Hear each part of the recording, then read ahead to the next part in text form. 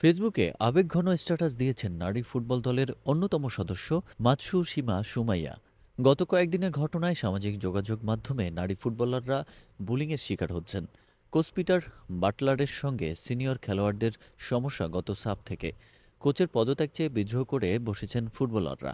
18 জন ফুটবলারের স্বাক্ষরিত একটি চিঠি দেওয়া হয়েছে বাংলাদেশ ফুটবল ফেডারেশনের কাছে। অনুশীলন বয়কটের পর সংবাদ মাধ্যমে নিজেদের অবস্থান তুলে ধরেছেন ফুটবলাররা।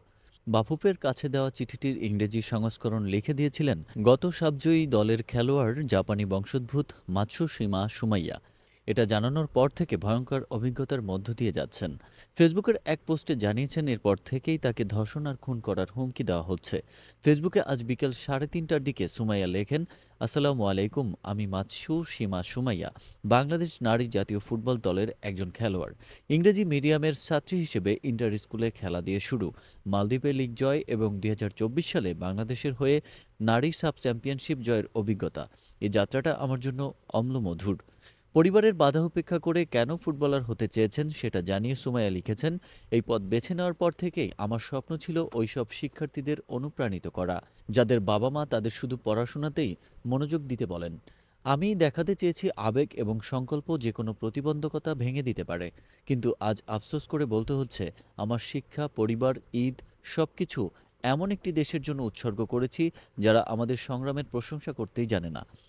কোচ পিটার বাটলারের বিরুদ্ধে বিভিন্ন অভিযোগ এনে চিঠি আকারে সেটা বাফুফে সভাপতি তাবিদ আউয়ালকে দিয়েছেন নারী ফুটবলাররা। শোনা যাচ্ছে চিঠিটি ইংরেজিতে লিখে দেওয়ার কাজটি করেছেন সুমাইয়া। তারপর থেকেই ধর্ষণ আর হত্যার হুমকি পাচ্ছেন তিনি। ফুটবল খেলার জন্য বাবা মায়ের সঙ্গে লড়াই করেছি এই বিশ্বাসে যে দেশ আমার পাশে দাঁড়াবে। কিন্তু বাস্তবতা পুরোপুরি ভিন্ন। কেউ আসলে ক্রীড়াবিদের মানসিক স্বাস্থ্য নিয়ে চিন্তা করে না। যে পরিস্থিতির মধ্য দিয়ে যাচ্ছি সে সম্পর্কে নিজের এবং সতীর্থদের জন্য ইংরেজিতে একটি চিঠি লেখার ন্যূনতম দক্ষতা আমার আছে। গত কয়েকদিন ধরে আমি অগণিত মৃত্যু এবং ধর্ষণের হুমকি পেয়েছি। এমন সব শব্দ যা আমাকে এমনভাবে চুরমার করে দিয়েছে যে আগে কখনো কল্পনাও করিনি। জানি না এই মানসিক আঘাত থেকে বেরিয়ে আসতে কতদিন লাগবে। তবে এটা জানি, কেবল স্বপ্ন পূরণের জন্য কাউকে যেন এমন পরিস্থিতির মধ্যে দিয়ে যেতে না হয়।